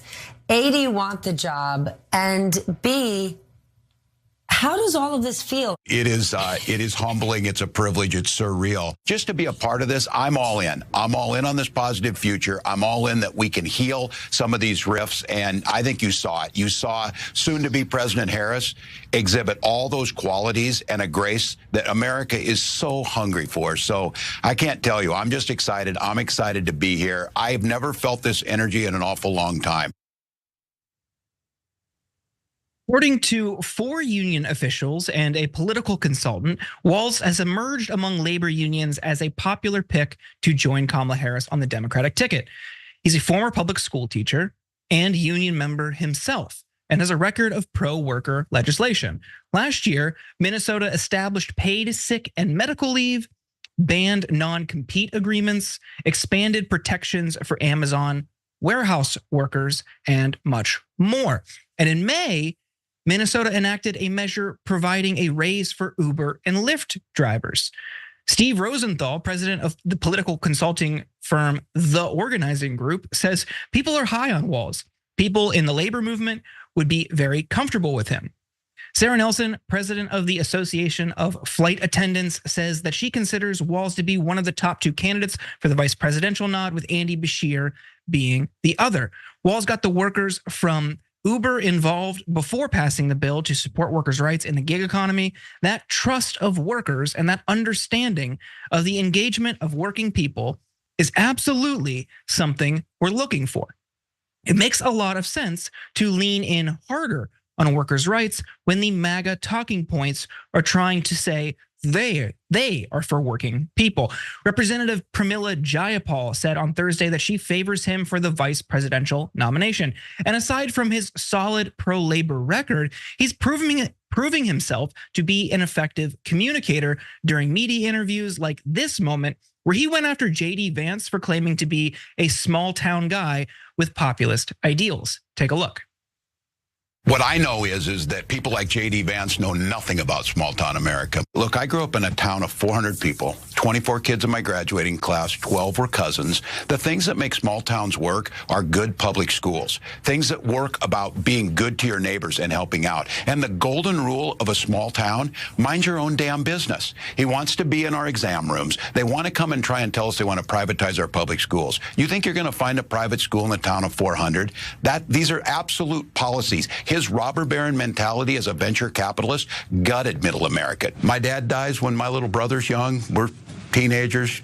We get Social Security survivor benefits. I'm all for pulling yourself up by your bootstraps. We didn't have any boots. Social Security was the boots, and we pulled ourselves up and we paid that back. And I think JD Vance gets none of that. You know, it's the aw shucks, I'm from here or whatever. So my hillbilly cousins did not go to Yale, but I'll tell you what they did. They contributed to our community and they're proud of it.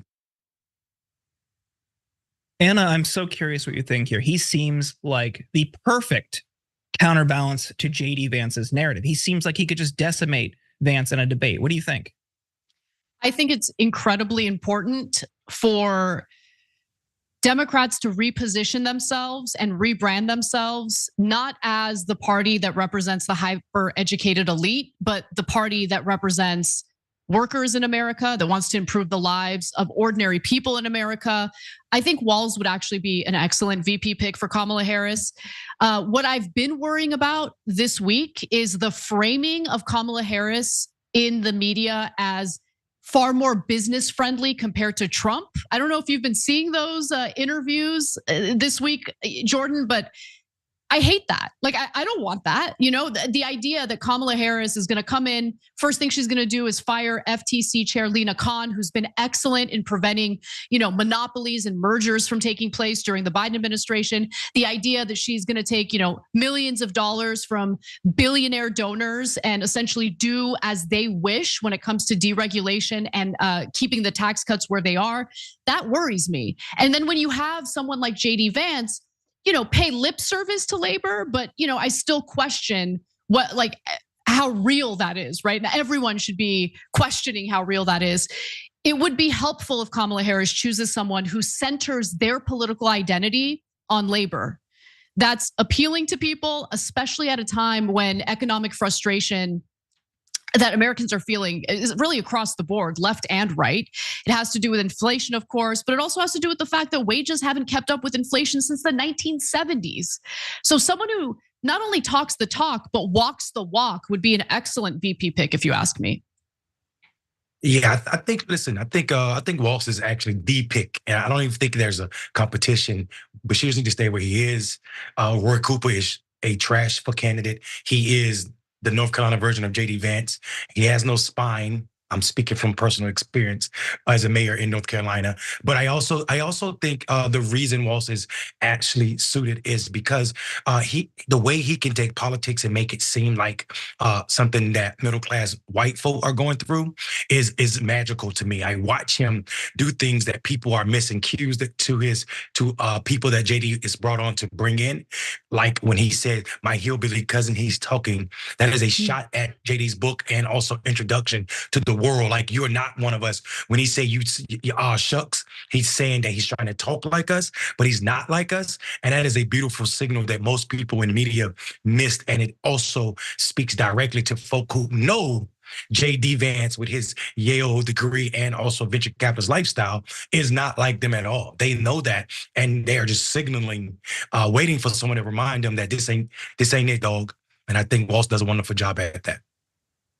Yeah, Anna, your point about the Democratic Party repositioning themselves as the party of workers is really important. And that is something that has left a lot of people, myself included, feeling disillusioned with the party for a very long time. I mean, what we understood the Democratic Party to be in years past was the party of unions, was the party of workers. And during election cycles, election years, they'll pretend to be. And sure, Biden's Department of Labor was better than Obama's and better than Clinton's, but it's still, like, we still have a long way to go to get fair pay, to get a living wage for everybody, to help address all of these other conditions that affect working people beyond just salary and compensation. And I think one thing that Walz did that was really impressive, that I wish every state had or we had nationally, was free school lunches. I mean, what better way to double down on your pro-worker stance and say, not only will we take care of you, we're gonna take care of your kids. You're not gonna have to worry about paying for lunch for your kids at school. The immediate impact that would have on millions of working families nationwide, they would see a direct impact. They would understand the consequences. They could just look at their budget. You're talking about kitchen table issues being the key to all these election cycles. They would see it immediately. It's tangible rather than, oh, well, you're gonna get a tax credit if you buy an EV. That doesn't motivate voters. Hey, you're not gonna have to pay an extra 20, 30 bucks a month or more if you have more children for lunches at schools. It's just immediate cost savings in a very real and tangible way that I love that program, and I wish we had that nationwide. Yeah, I want to weigh in on that in a second, but first I want to give Mondale a lot of credit for pointing to something that I myself missed, because I think you're absolutely right. I mean, I think the rhetoric that Walz uses is specifically meant to appeal to the very people that Vance is trying to drag into the Republican Party. So excellent point, and now I'm going to watch out for that every time he speaks. But to your point, Jordan, when I was in elementary school, my father, who was working for a welding company, lost his job. The company moved abroad, and so for the first time, like, my family was very unstable economically speaking, and I qualified for the school lunch, and it was so important in not only lifting a little bit of this financial burden and stress off my parents' backs, but it was so important in ensuring that I'm fed and I'm ready to learn, right? That I'm not in class starving because my parents couldn't afford to pack a lunch for me or to give me money to buy a lunch at the school cafeteria.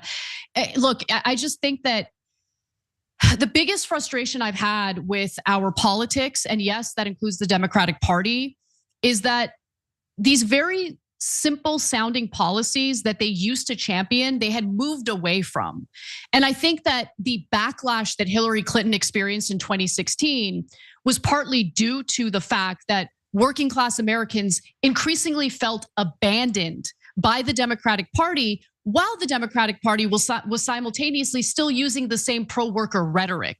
So what I like about Walz is that it's not just rhetoric, okay? You could look at his record in Minnesota and you can see that he's actually enacted these policies that would be tremendously helpful to working class Americans all across the country. I think that kind of messaging is important. I think it'll help counterbalance some of what we're seeing in the news right now about moneyed interest trying to influence Kamala Harris. I think it would be a smart pick, but we'll see what happens. Well, like, as someone who's a practitioner of politics for the past 20 years, electoral politics, electing people, 165 plus campaign. I would say that, sometimes we give too much credit to candidates. The work of turning out voters and expanding the electorate is not the work of candidates. most voters don't even trust parties, regardless of which one it is. What happens is if the programs or trusted messengers are fully funded so they can do that work, and also turn out voters, I think it's a better. So what I'm nervous about right now is people seeing this massive amount of money going to the Kamala Harris campaign, and people associating that with excitement beyond the political class and people who can't really afford to do that, and then taking these demographics. We were talking about affinity groups earlier, taking these demographics and assuming that all Black men are already lined up and that there's no competition or nothing, that we need to work on all white men are all lined up, all white women, all Black women. And I'm a little afraid about that. The comfortability of folk believing that because you see this large amount of money, this energy around these affinity groups, that it is representative of those folk who are actually struggling to make ends meet throughout this campaign cycle. And I tell people all the time, regardless of what Republicans are doing to block people, Black and brown people, from going to the polls, every time you see Republicans put up barriers, you see more Black and brown people show up at the polls. So what people aren't talking about is the real driver of voter suppression, which is poverty. And I think Walz can speak to that in a way with the record, like you said, Hannah, that most politicians don't have. Absolutely. Really good point. All right, we got to take another break. But coming up, Jordan, give us a little sneak peek. What can the audience look forward to after the break? Elon Musk family drama. Ooh, okay. All right. Spicy. We're going to take a break. When we come back, we've got that story and more. Don't miss it. If you don't like your kids that much, or if you don't like them at all, which happens on occasion, don't worry about it.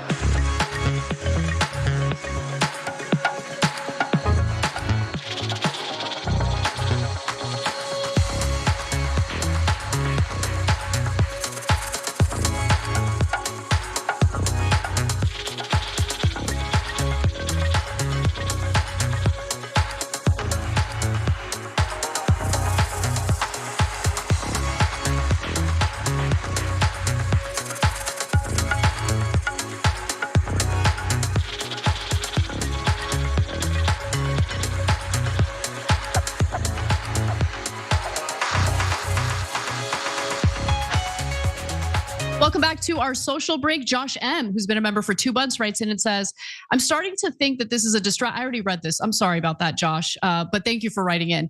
Ellen Pickle writes in and says, I went to Methodist grade school, Catholic high school, and became Muslim, a Muslim, I'm guessing convert, 28 years. Interesting.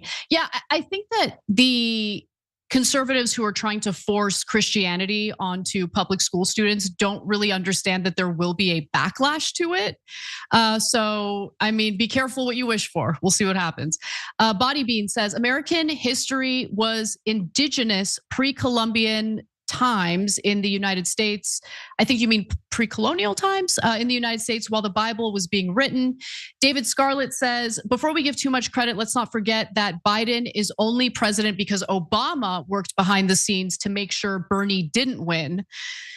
Yeah, not only is that true, it's kind of amazing how in this election cycle, some of the Democratic operatives who were very knowledgeable about that as it was happening, now they're just publicly saying it like it was no big deal.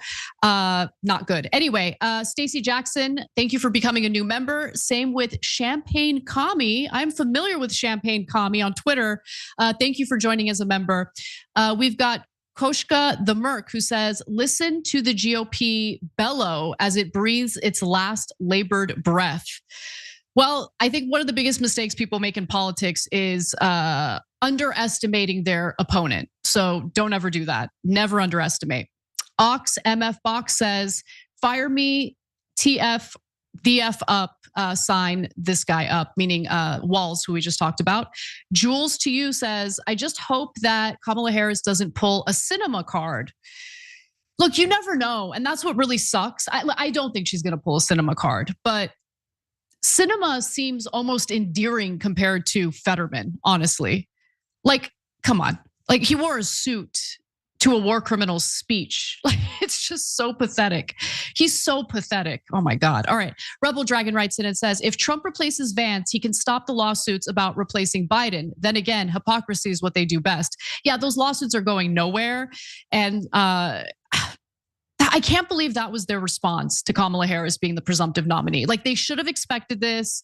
They should have been prepared for it, and they were caught completely flat-footed. So it's amazing watching them like fall over themselves trying to figure out how to respond. Shelby writes in and says, Biden set the bar for campaigning so incredibly low by essentially doing nothing that even the cheesy endorsement videos aren't as cringe to me as they normally would be. That's fair enough. And look, she went from being weird and awkward in public appearances when, during the Biden administration, to now suddenly being poised, confident. Like, I don't know what happened there, but she's got to keep it up. I like it. I like the confidence. Kara wrote in and says, I thought Walz did a really good job during COVID as well. He was a good communicator. Nice. Let's get back to the show. Elon. Let's see how Earth responds to that.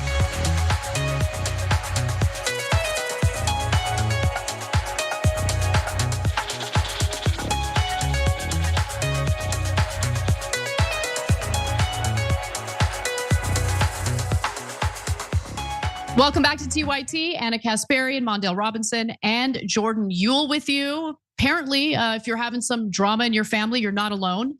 There's a billionaire who's also having some drama in his family. His name's Elon Musk, and Jordan Uhl's about to tell us about it. Elon Musk's transgender daughter, Vivian Jenna Wilson, has hit back at her father after Musk stated that Wilson was dead and killed by the woke mind virus in a recent interview with Jordan Peterson. First, we'll give you the context of Musk's comments, and then we'll get to Wilson's response. Here's what Musk told Peterson. Take a look. So my son Xavier is dead, killed by the woke mind virus. It happened to one of my older boys. I was essentially tricked into signing documents for one of my older boys, Xavier. This is before I had really any understanding of what was going on, and we had COVID going on, and so there was a lot of confusion. I was told, Xavier might commit suicide if he. That was a lie right from the outset. It wasn't explained to me that puberty blockers are actually just sterilization drugs.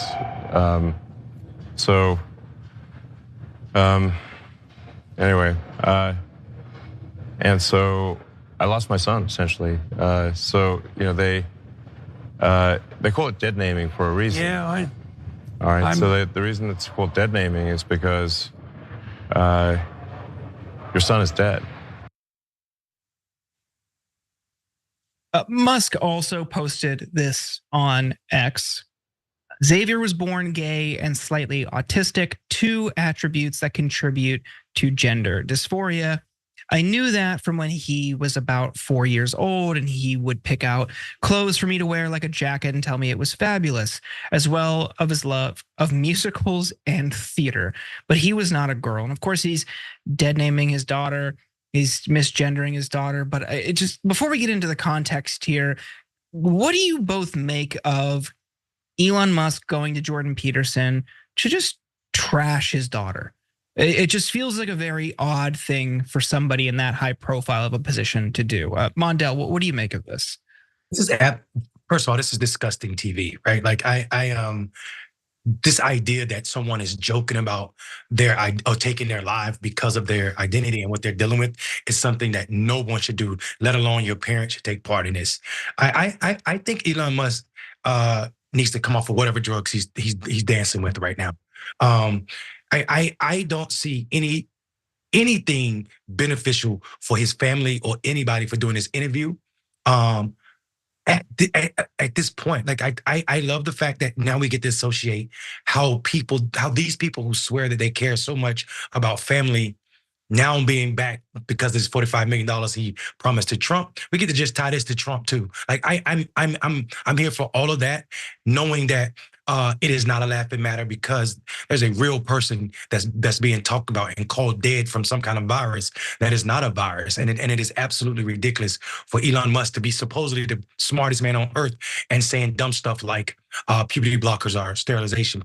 And I can't stand his voice, and when he's opening his mouth, it reminds me of how disgusting billionaires are. Yeah, so I have a few points to make about this. In regard to engaging in this interview and trashing his daughter, I'm loyal almost to a fault, and I'm especially loyal when it comes to family. Everyone has family issues. Airing it publicly, I find so disgusting. And something as personal as this, something as fraught as it's treated in conservative media, I would not have done this. And I can't believe he doesn't see what a bad idea that was and how disrespectful it is to his own child, right? Like, look, I try to meet people with a little bit of grace, even when I vehemently disagree with them. And so for some people, it's hard for them to accept the identity of their children, right? If they don't agree with the identity, if they don't understand it, if they're ignorant about it. But how about you deal with that privately rather than trashing your own child publicly on Jordan Peterson's podcast?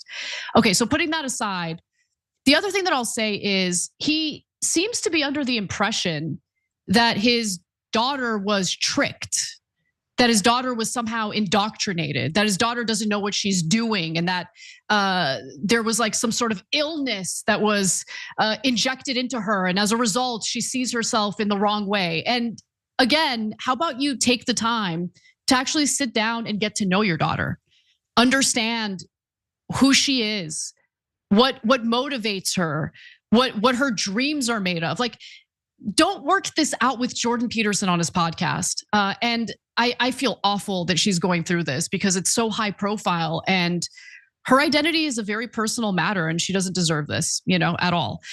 The other thing that I'll say is, okay, puberty blockers are not sterilization pills. There are sometimes side effects to them. And I think that it would be wrong to treat puberty blockers as if they're totally safe, totally reversible. There are potentially side effects, and it's important for people to know about that. And if this issue arises within your family, make sure you're knowledgeable about it, and you know your research, you're talking to doctors, and you're getting good advice. But to just flat out refer to it as a sterilization medication is also completely false. There are side effects, but the point of it isn't to sterilize people. Yeah, I mean, all drugs, of course, have side effects, and I think I think if I'm hearing you right, it's just he is misconstruing that transition process and making it seem reckless. And I think from what we gather, what we can tell, and we'll get into the response, it seems like proper precautions, talking to doctors, all the steps were followed there. So you also pointed out he could have had a conversation with his daughter. And we're learning more about where Elon Musk was during this process because Vivian, his daughter, sat down with NBC News for an exclusive after Elon Musk made these comments. And she said of him, Elon was cold, he was quick to anger, he is uncaring and narcissistic. Wilson stated that growing up, Musk was rarely present in her life, but when he was around, he would often berate her. She said, I was in 4th grade. We went on this road trip that I didn't know was actually just an advertisement for one of his cars. I don't remember which one. And he was constantly yelling at me viciously because my voice was too high. It was cruel. He doesn't know what I was like as a child because he quite simply wasn't there. And in the little time that he was, I was relentlessly harassed for my femininity and queerness. Wilson also disputed her father's claim that he was somehow duped into her medical treatments, saying he was not by any means tricked. He knew the full side effects. It just like what got me earlier in his comments was just, oh, well, before Vivian transitioned, then going by he didn't or was like into theater and musicals. It's like, so am I. Like, who cares? It's just like a really rigid gender binary that for somebody who professes to be this brilliant mind, that he can't even comprehend that just shows ultimately to what you were saying, Mondale, just what a stupid person he actually is. And I mean, like, it goes back to the idea that we need to stop looking at billionaires as geniuses and start looking at them as thieves and policy failures, right? Elon Musk did not create Tesla. There are two guys who did, got forced out by Elon Musk and his money. Elon Musk didn't create anything that we're using that's beneficial. Like, he's a thief. And the science also for his space program is science that came from the federal government taxpayer dollars that get loaned to billionaires to make a lot of money, like so much of the technology we use, i.e. cell phones and et cetera. Here's the disgusting part. The fact that your daughter, your child, has to do a sit-down interview with NBC to combat what you're saying to them should make you feel like a dirty human. You have failed epically as a father if your daughter is combating what you think about them on national TV. I can't say this enough in that, I find, there are some effects, and I think Anna led to this, about puberty blockers, but it's not sterilization. And for him to try to blame it on COVID is disgusting. The idea that we had a lot going on, no ass. We had very little going on during COVID because we were locked in the house. So you should have spent more time figuring it out. That excuse on itself is dumb. And I think these people are just speaking to hear themselves speak, and knowing that he won't be challenged in his interview is the space and why he chose this podcast, because he couldn't even do an interview with his own employee at the time and get challenged a little talking about Don Lemon and without him being uncomfortable completely. And it shows that there's no genius in Elon Musk. There's a coldness that his child had to point out to the world that we already knew existed. Yeah, the response of his daughter makes it clear to me how ridiculous his allegation about COVID was, right? Because he's just like, oh, I didn't even know what was going on. There was chaos. I signed this paper allowing for the transition to happen, but I didn't know what I was signing because of COVID. No, you weren't even in your daughter's life. You didn't even take the time to get to know your own daughter, and now you're on someone else's show in a very public way, trashing your own offspring. How is that helping the situation? Take the time to get to know your own child. Anyway, that's all I'm saying. Also, it should be noted, this isn't even the first time he's attacked her. Yep. And the excuse changes every time. I remember he was blaming, I think, the Los Angeles public school system or public schools in California previously in the last wave of attacks against his daughter. Just leave, you clearly don't want to be present and supportive of your child. At least leave her alone. Like, going on some other lunatic's podcast to trash your kid is so unbelievably weird. Like, what a strange person. Definitely. All right, we got to wrap. Do we have time for another story? All right, let's do one more story before we wrap the show and go over to our members only bonus episode. Take a look at this. We're effectively run in this country via the Democrats, via our corporate oligarchs, by a bunch of childless cat ladies who are miserable at their own lives and the choices that they've made. And so they want to make the rest of the country miserable too. And it's just a basic fact. You look at Kamala Harris, Pete Buttigieg, AOC, the entire future of the Democrats is controlled by people without children. JD Vance's attack on childless cat ladies has drawn widespread condemnation, but one politician is coming to his defense. GOP House candidate Blake Masters took to X to cape for Vance, saying political leaders should have children. Certainly, they should at least be married.